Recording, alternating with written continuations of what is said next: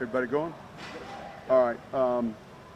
Any questions after today? We were red zone again from yesterday's installation, and I thought we got good work in. Look, I thought it was a competitive practice, and yet we got to be smart enough where we don't step over the line, and we'll get that corrected. But I like the energy, and I thought there was good competition. We'll look at the film. So how much do you think teams will show in the preseason with the new rules and the kickoff? How much do you think they'll show? That's a good question. I don't know how much we're going to show. Right. But they have to run it to practice, right? Yeah, I think so. And yet, typically, you'd have 2 base returns, and you're going to work on those. You might hold your wrinkles till you get in the regular season. The interesting thing with this, though, is we don't know what the wrinkles are. You know, in other words, this is a little bit unprecedented. It's a significant rule change. So I think from a spectator standpoint, it's going to be exciting. And I think you're going to see return opportunities, and I do think it's going to reduce the injury rate on that play, which in the end is the ultimate goal, is to make it safer.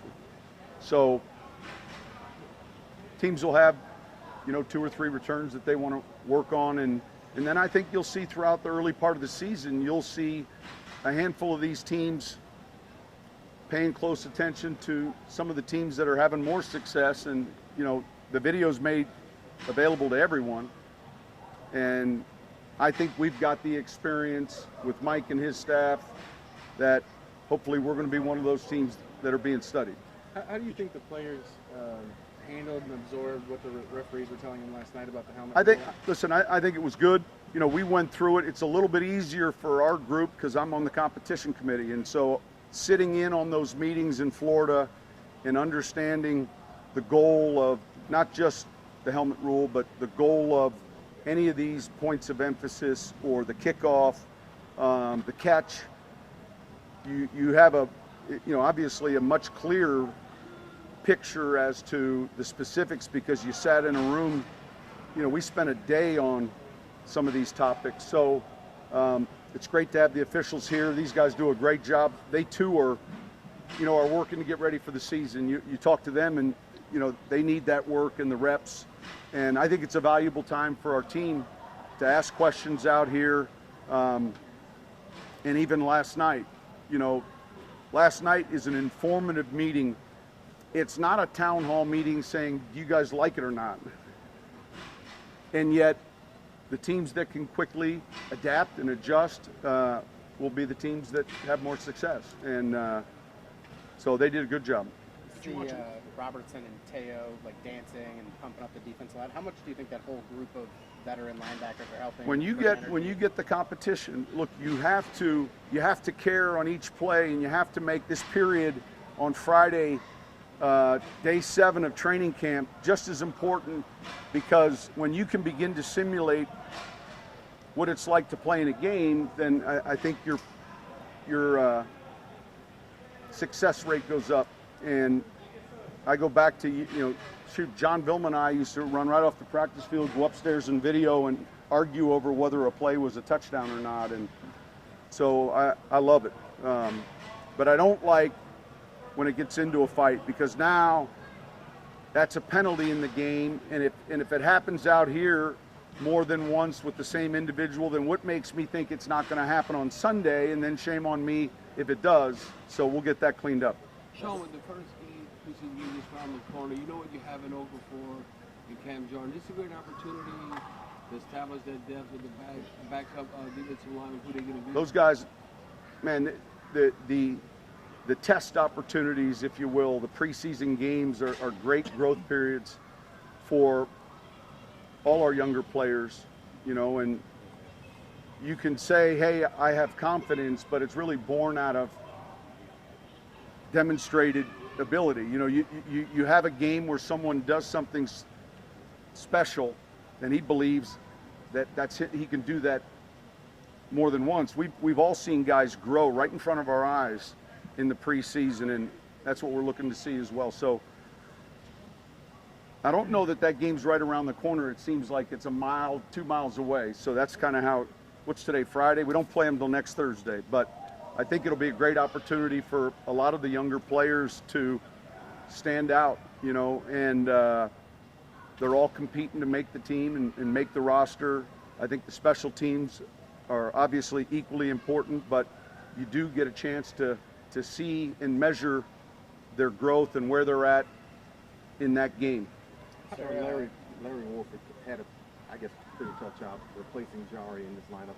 How much more, I guess, confident, how much did you see in him last year that made you feel? Man, he played well last year, and he's a great teammate. He's got great respect in the locker room and in the offensive line room. Man, he comes to work every day. He was a great addition for us. He's strong, he's powerful.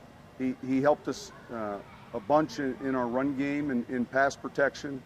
And we felt like when we watched his tape on Detroit, those were the traits we saw. And I would say all of that and more is what we got. And I still think he's improving. Sean, how strong do you believe in year 3 between Breeze and Michael Thomas? How strong their rapport has gotten? Listen, there's a high level of confidence in the two of them. And, you know, there's a lot of reps that take place away from it all, timing-wise, but I know Drew feels like the ball can go in his catch radius, which is large, and Mike's got such a good way to track the ball. He's got strong hands in traffic, and then it just becomes adding certain things to Mike's repertoire that all of a sudden, hey, we're going to put him on this now, and those guys are playing. Obviously, Drew's playing with the confidence, but I said this before, when you chart the number of receivers Breeze has worked with in his 13 years here, I mean, it'd be 58 guys he spent time with if you started going through all the different receivers, and Mike's been one that it's been real good.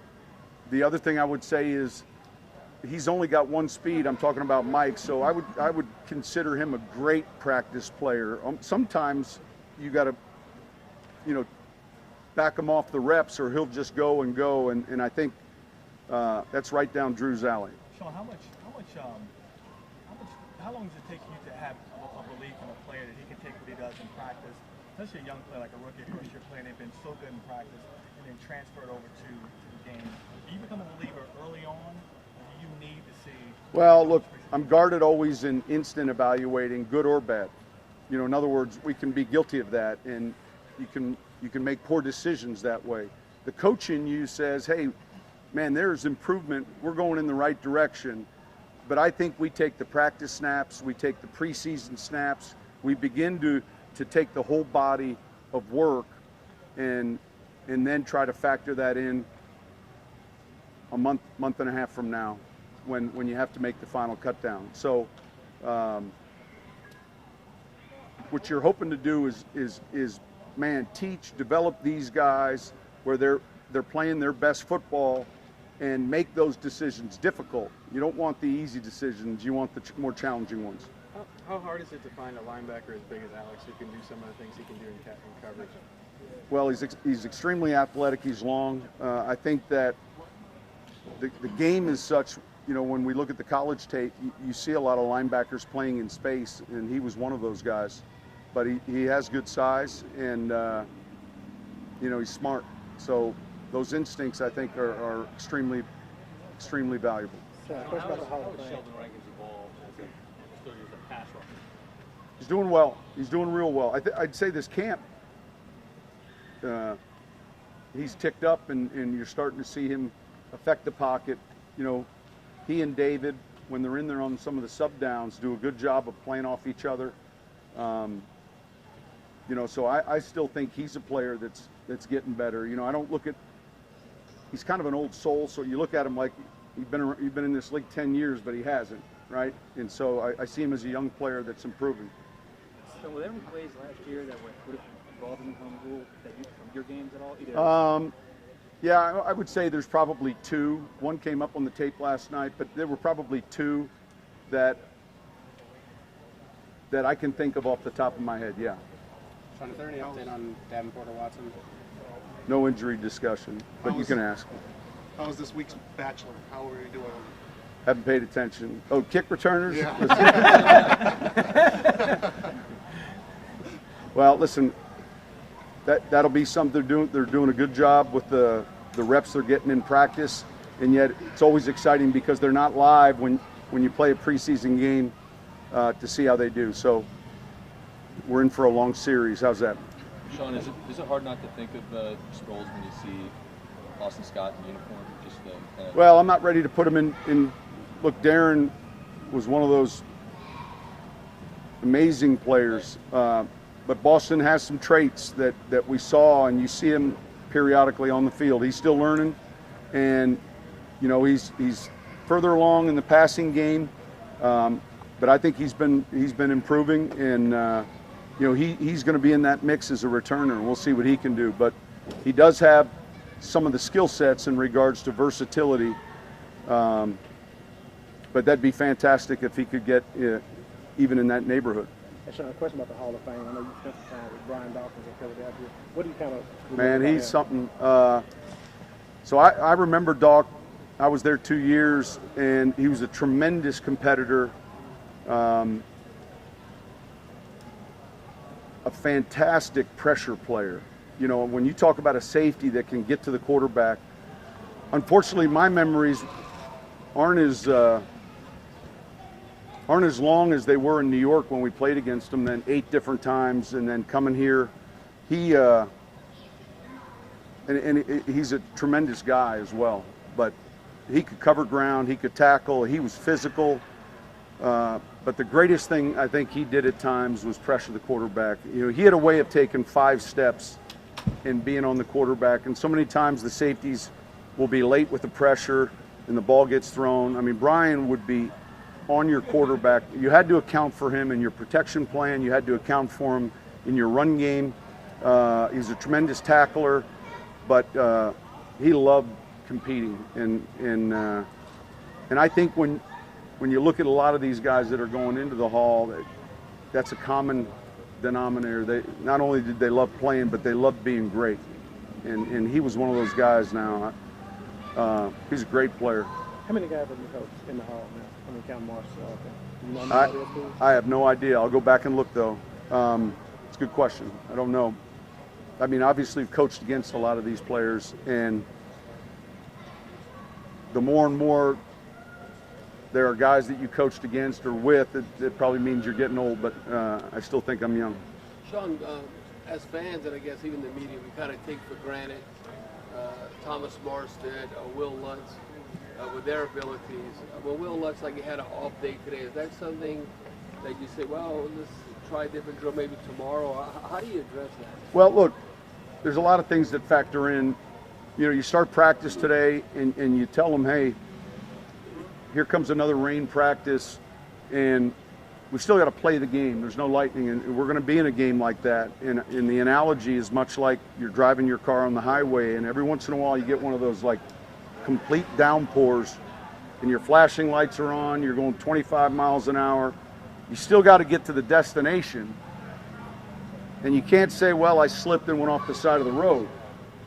And so you change how you're playing, and the same thing takes place in how we call a game, in how we handle the football, in what we do, because we still gotta get to the end destination. It's just going to be a different journey that day. And look, when you're kicking where we're kicking from, and you're getting a lot of those conditions, it's good. It's good experience. But he's a confident kicker, and you know, he's someone that we've got a ton of confidence in. Coach, when you look at a guy like Josh Huff, we see him out here making some plays. Does it factor into the evaluation at all that he won't be available for the first 2 games? Yeah, I was asked that yesterday. Right now, we're just trying to. Sure, we know that, but we're trying to really improve the player and evaluate the player. All right, thank you guys.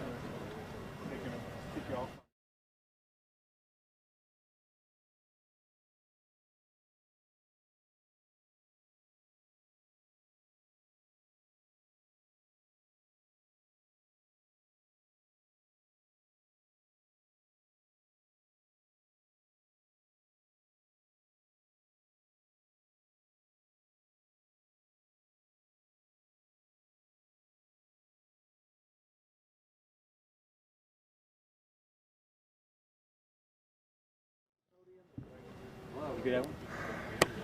Time out. Time in.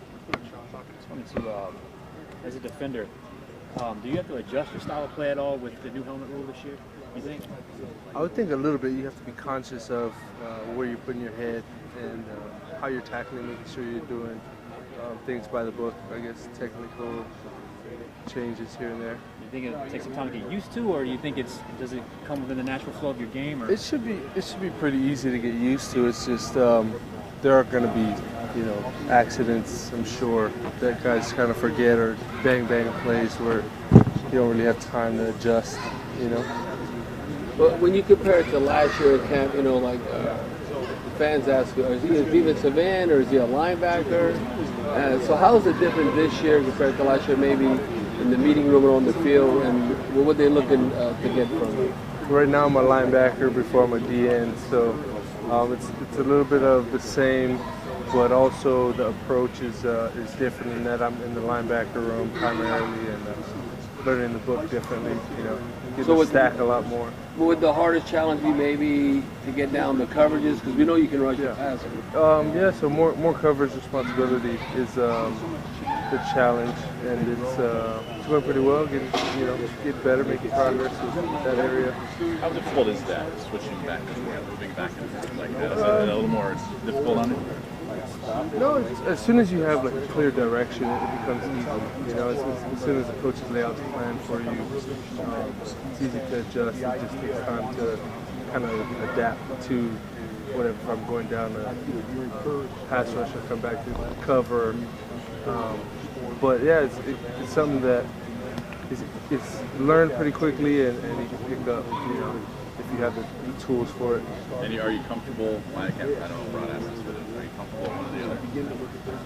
I think a mixture of both is perfect for me, like somewhere in between. I'm a tweener, so if we're playing a 3-4 front, I'm going to be the outside edge guy with some coverage responsibility. If we're playing base regular, I'm a Sam, up and down from the ball, some coverage, some rush, and then in some occasions I'll be a nickel and rushing, so. And when you came in the league, is that kind of you always envisioned, hey, this I'm going to develop, I'm going to grow as a tweener guy can play both spots? That you always envisioned your role? Yeah, actually I have, but it's always up to the coach, at his whatever his preference is at the time, and so you just never know when it's going to change, I guess. And at least by giving me both options available, I know what to be ready for. And what's Mike going to look like? He's a really good coach. I don't know, one of the best position coaches I've probably ever had. Good teacher. You look at all your accomplishments at University of Washington for the sacking the quarterback. Would you say that still, that's one thing I know for sure that I can do at the highest level is rush the quarterback? I've no doubt in my ability to rush the quarterback to date. So, yeah, I still can improve, but I feel confident in that area. Good. All right. Appreciate you. Thank you. All right. Thank you. All right. Thank you.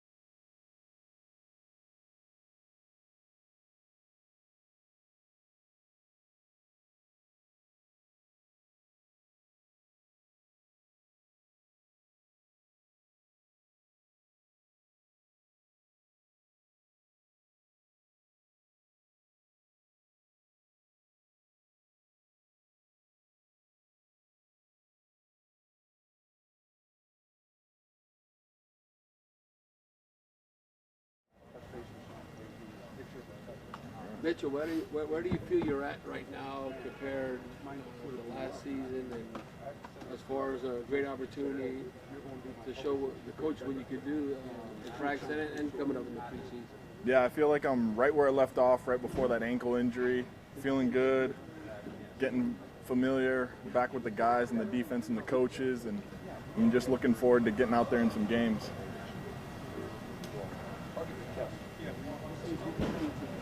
You feel like you'll still have a role on, so I know you worked in special teams a lot last year, so you feel like your role is there and on the defensive line? Yeah, as far as what the coaches are telling me, I mean, I'm going to be used as much as possible, and that's the goal. And so I'm just trying to soak up and do as much as I can because, like they say, the more you can do, the longer you can stay. How much more difficult does it make since it's a pretty deep line this season? Yeah, I mean, yeah, it's deep. We got a lot of good guys. We got a lot of guys that can play, and so, shoot, it's gonna be some good competition. But I mean, competition brings the best out of you, and so I'm excited to see what the guys can do and what we can bring out of each other. And it's just, I'm ready to get this thing going. For you, when has it started like clicking for you since you've been back? It started clicking in OTAs, really, because I mean, I felt really good. They brought me back out to end. Last year I was playing more defensive tackle. This year I'm playing more end, and I feel better in more space, kind of just how I've played throughout my career. But yeah, it started clicking back in OTAs, and now I'm just trying to build off of that and stacking better days, just trying to improve daily each day. Talk about the competition at end. Looked like out there one of those plays you were trying to run out there, but Cam went. You ever find yourself trying to fight for these reps? Yeah, I mean you gotta be ready when your name is called, and so yeah, you try and get as many reps as you can because they're all crucial. Every rep, if you get 10 reps, if you get 2 reps, they're grading them all the same, and so you're trying to get as much good reps on film as you can. So Mitchell, looking at in the program on the roster, they got you a DL, defensive lineman. Yeah. So what does that mean, first, second, third down, as far as D tackle or defensive line? It kind of means that the coaches can just put me either in a 3 technique or in a 5 technique, and wherever I'm needed in that scheme or that game. So, am I the only one listed as a DL, or are there other guys listed as DL? Yeah, I think he might be. Yeah. Okay. Yeah. So. Versatility. Yeah. What's Ryan Nielsen like?